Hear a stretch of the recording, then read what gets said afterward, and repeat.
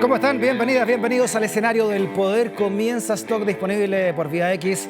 Conversaciones necesarias en este Chile que se escribe día a día. Se abre el living ciudadano para la reflexión. Y esta vez a partir de este libro que tengo en mis manos, que se lanza mañana. Este libro llamado Gladys Marín, una biografía revolucionaria, como vemos ahí en pantalla. Un libro revelador sobre la dirigente del Partido Comunista, del periodista y también historiador español Mario Amorós. En él, Amorós incluye material inédito de Gladys Marín, como las cartas clandestinas que envió a sus hijos y a su marido, Jorge Muñoz, hasta poco antes de que fuera asesinado y desaparecido por la dictadura.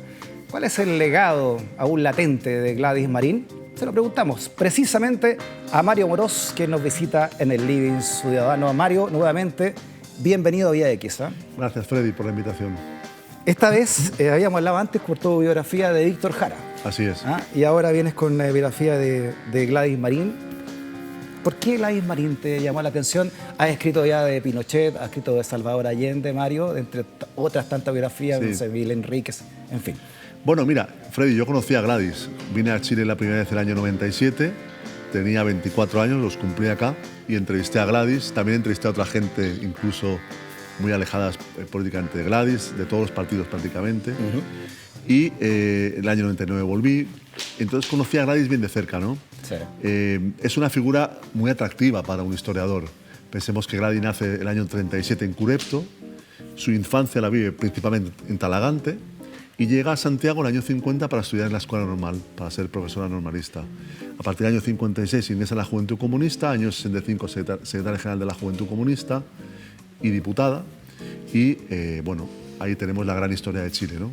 El periodo anterior a la UP, el golpe, la dictadura, el exilio, la transición y Gladys, primera mujer candidata presidencial en la historia de este país, el año 99.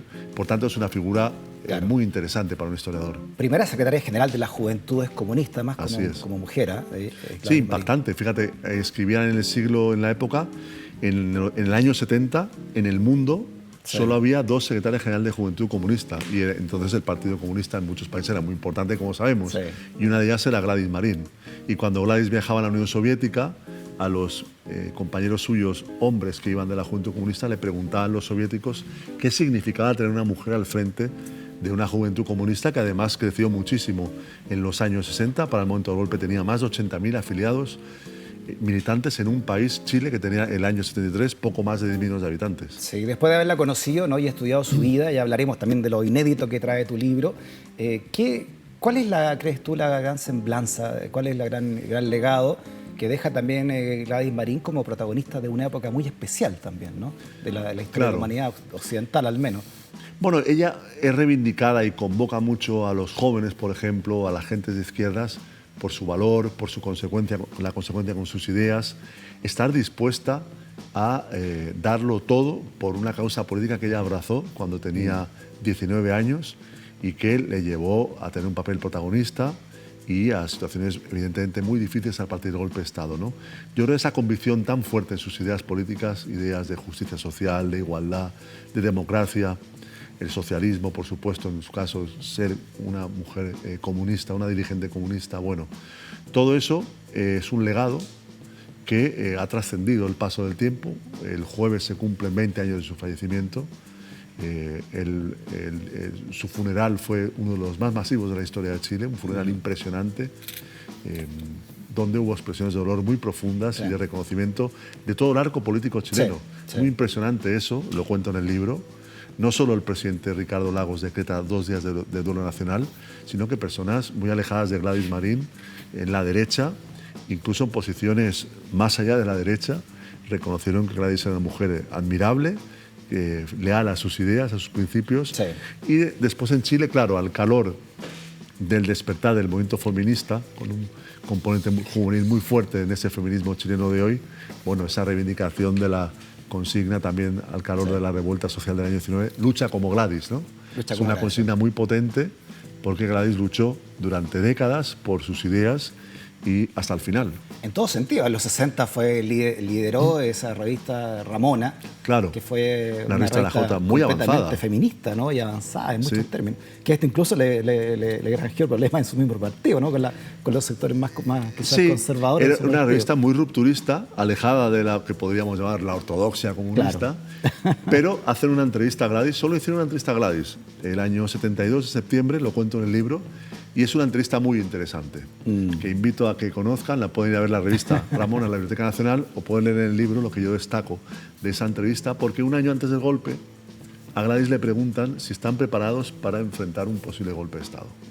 Exacto. Muy interesante lo que Que se veía venir en el ambiente y había Claro, sectores ya que en lo ese veían. momento Gladys hizo un discurso en el Estadio Nacional Sí.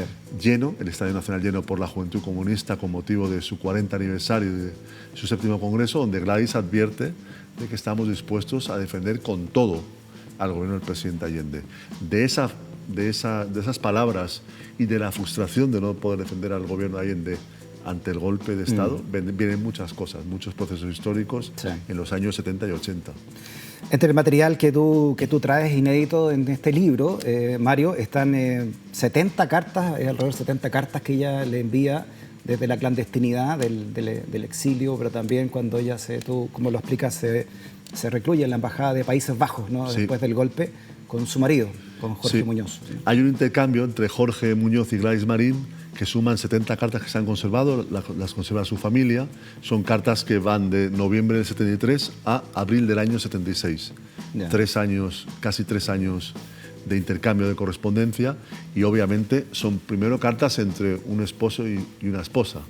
Por tanto, tocan temas familiares de su propia relación, Sí. que había arrancado el año 58. Ellos se casan el año 60 en abril, el 3 de abril del año 60, los hijos, y son cartas muy impresionantes, ¿no? Que yo creo que me han permitido contar el asilo de Gladys en la Embajada de Países Bajos y sobre todo el exilio, la amargura que para ella significó el exilio, la separación de su esposo, de Jorge, dirigente clandestino del Partido Comunista en Chile, y de sus hijos que quedaron al cuidado de los papás de Jorge Muñoz, don Onofre y doña Juana, y también de la gran amiga de Gladys, de Marta Fritz.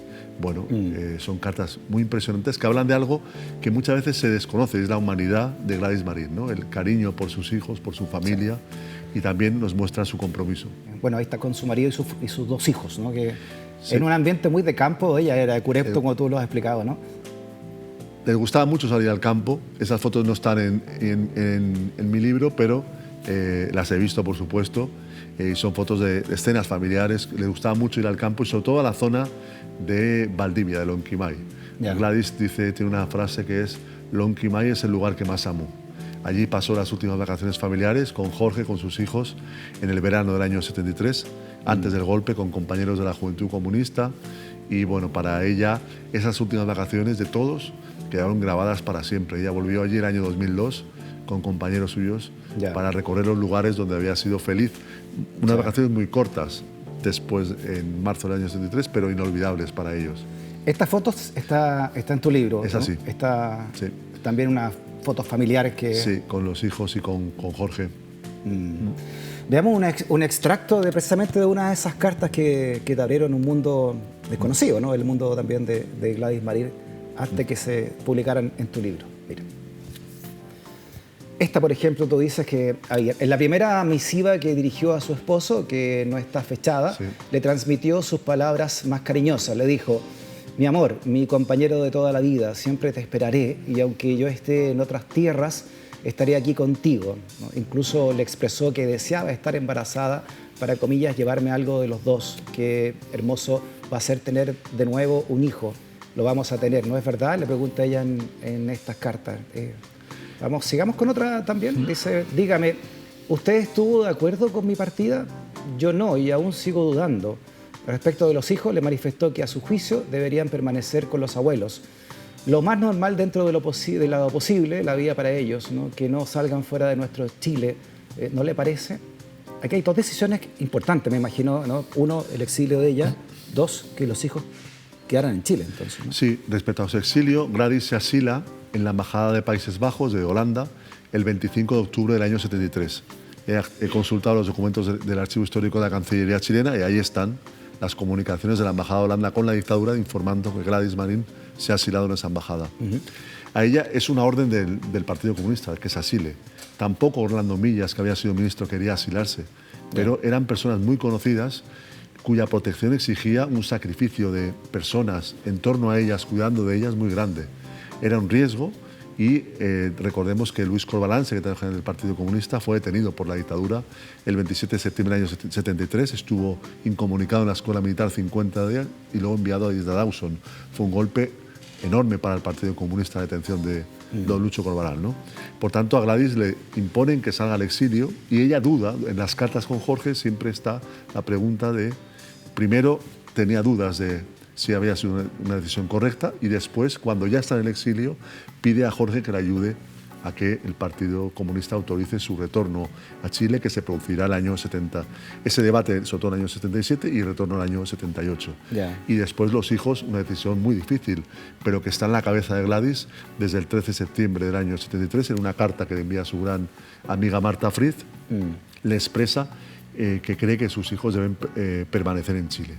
Significaba la separación de ella, pero significaba evitarle a los hijos el exilio en condiciones muy difíciles, porque cuando Gladys sale al exilio, el 16 de junio del año 74, ella pasa prácticamente 3-4 años, está viviendo en Moscú, pero los pasa viajando por el mundo. Y en el libro cuento sus viajes por el mundo, por los 5 continentes, constantemente. No hubiera podido ver a sus hijos en el exilio ni cuidar de ellos, por tanto quedaron al cuidado de sus abuelos paternos, de sus tíos y de Marta Fried. Hijos que tenían, ¿qué? 10 años, tenían en aquel momento 10, 13 años, años, claro. Ya eran adolescentes o preadolescentes, iban a una escuela pública en la Plaza de Ñuñoa, después pudieron estudiar en la Universidad de Chile. Álvaro, el pequeño, educación física, Rodrigo, el mayor, es médico. Bueno, y tuvieron una infancia con sus amigos y en su entorno. Pero claro, el coste para Gladys fue porque Jorge Muñoz sí los vio en varios momentos en la clandestinidad. Incluso salían de vacaciones con muchas precauciones al sur, pero Gladys no pudo hablar con sus hijos hasta diciembre del año 86. Ella en algún momento llegaba a la casa de sus abuelos. O sea, estuvo 13 años sin poder hablar con ellos, del 73 al 86. Sí. En algún momento ella cuenta, es algo muy impresionante, cómo iba con un dirigente del Partido Comunista, Manuel Cantero, se aproximaron a la casa de sus suegros y de repente sale su hijo mayor Rodrigo con un abrigo que ella le había mandado desde el exilio y ella reconoce a su hijo. Y Manuel Cantero, gran dirigente comunista, le dice a Gladys, Gladys, no lo hagas, no le hables. Y Gladys se fue llorando por la calle con él, porque evidentemente sus hijos hubieran sabido que la mamá estaba en Chile, era ponerles en peligro a ellos y a la mamá. A ver si repetimos la foto que estaba recién, por favor, que hay...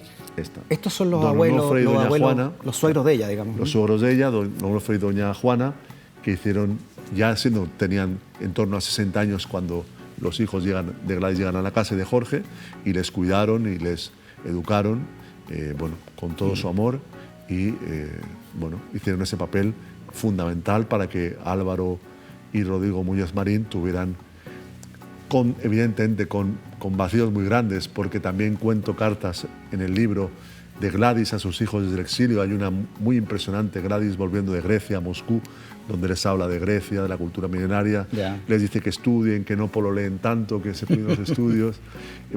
Algo muy impresionante. ¿Cómo entraban esas cartas a Chile? Porque ella era una persona buscada. Claro, había todo un mecanismo para que las cartas llegaran a los hijos y las cartas de los hijos llegaran de vuelta a Gladys. Porque fíjate que incluso cuando Gladys está clandestina, sus cartas salen a Europa y vuelven a entrar a Chile para que los hijos estén cuidados, ¿no? Claro. Hay un amor muy impresionante que uno ve en esas cartas. También cito cartas de los hijos a Gladys, por ejemplo, cuando desaparece Jorge Muñoz, mayo del año 76, a manos de la DINA, como otros dirigentes comunistas. Hay una carta de Rodrigo a su madre, a Gladys, diciendo, ya sé lo que le ha pasado al papá y tengo la confianza en que va a estar junto con nosotros muy pronto, ¿no? Sí, antes de entrar a ese periodo también, obviamente muy doloroso para Gladys, ¿no? El asesinato y desaparición de su marido. Ella desde el 73 hasta que ingresa clandestina a Chile el 78, hace una labor importante en el extranjero, ¿no? Aquí, por supuesto. Veamos algunas fotografías que sobre esa etapa, Mario, nos vas contando. Por ejemplo, aquí está con Gina Davis. Anterior al golpe, con Angela Davis en el Festival Mundial de la Juventud en Berlín. Angela Davis, que vino a Chile también, ¿eh? Claro, vino a Chile, era todo un icono en la época y volvió recientemente a Chile. Sí. Y ahí están en Berlín un mes antes del golpe. Porque claro, es interesante. Gladys sale de Chile a finales de julio del año 73 para ir a ese festival en Berlín de la Juventud Democrática y los Estudiantes, y ella regresa a Chile el domingo 9 de septiembre. Llega a Santiago después de un mes y medio fuera. Había ido incluso a Vietnam con los Inti Illimani, habían ido a Vietnam, había estado en Francia, había estado en la República Checoslovaquia, en la Unión Soviética, y llega a Chile y se encuentra al día siguiente, el 10 de septiembre, participa en la reunión de la Comisión Política del Partido Comunista y se encuentra con un estado de desánimo en la izquierda que la deja sobrecogida. Vamos con otra fotografía, ¿no? Ahí está. Vietnam. Ahí está Gladys en Vietnam. Había ido con Inti Illimani a finales de agosto del año 73 en el marco de la búsqueda de solidaridad con el gobierno del presidente Allende. Es una foto muy linda. Y un viaje muy largo, de 24 horas desde Moscú. Estas fotos sirven para graficar lo que tú decías también, ¿no? Que antes al golpe ella era una figura pero muy importante dentro de la política nacional. Claro. Claro, ella era diputada, secretaria general de la Jota, y evidentemente una figura importante, ¿no? Claro, estaban los ministros del presidente Allende, estaban los secretarios generales de los partidos de la Unidad Popular, pero Gladys era una figura relevante que además obtenía grandes votaciones. Fue elegida 3 veces diputada por distritos de Santiago y tuvo una muy buena votación siempre. Muy carismática además, me imagino, ¿no? Veamos otra foto, ¿no? Esta, por ejemplo. Esa es República Democrática Alemana, julio del año 74. Gladys va a Berlín por primera vez después del golpe en el exilio y tuvo unos actos muy masivos. En ese caso, por la tarde, esa fue en la mañana la llegada al aeropuerto, y por la tarde, por ejemplo, participó en un acto político donde participó también Inti Illimani o Dan Reed, el cantante norteamericano, ¿no? Bueno, fue un continuo, fue en la RDA julio del 74, después va a Moscú, a Budapest, en agosto va a Suecia, finales de agosto va a Italia, después va a Venezuela. Es un continuo viaje. Aquí distingo a Clodomiro Almeida, ¿no? Don Lucho Corbalán, Clodomiro Almeida y dirigentes de la República Democrática Alemana. Junto a Corbalán está su esposa, doña Lili Castillo. Ella entonces se cartea con correspondencia con su marido poco antes incluso de su asesinato, ¿no? Con Jorge Muñoz. Efectivamente, la última carta que ella recibe de Jorge es de unas pocas semanas antes, 2 o 3 semanas antes de que Jorge sea detenido y secuestrado en la calle Confluencia. Y es una carta muy larga y muy bonita donde Jorge recuerda el aniversario del matrimonio, que había sido hacía poco. Y bueno, es una carta muy, muy cariñosa de Jorge, que es muy bonito de recordarlo, ¿no? Jorge era un hombre muy serio, gran lector, amante de la música clásica. La dictadura saqueó la casa familiar de Gladys y de Jorge Muñoz después del golpe, le robaron los discos que él tenía de su colección de discos de ópera, le desvalijaron la biblioteca. Entrevisté a la hija de la nana de Gladys, una persona muy querida por Gladys. Fue primero nana de Gladys y después nana de los hijos de Gladys. Y esta señora Cecilia, que era una niña también para el golpe, ella contaba, venían a la casa de Gladys buscando armas y solo encontraron libros. Y los tiraban los libros por las ventanas. Bueno. Más de 2.000 libros tiene su biblioteca. Claro, pero es una biblioteca que después se formó también durante el exilio. Perfecto. Y después. Pero Jorge era una persona muy, muy culta políticamente, amante con esos gustos por la música clásica, por gustos muy elevados.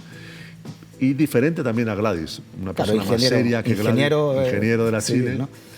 Una persona con un carácter diferente al de Gladys, más serio, y yo creo que hacían una buena pareja, ¿no? Y Gladys se refiere mucho en sus recuerdos de Jorge a esa personalidad rigurosa, metódica, culta de quien fue su compañero de vida, ¿no? Veamos tu libro, ¿no? Que dice precisamente de la desaparición de Jorge Muñoz.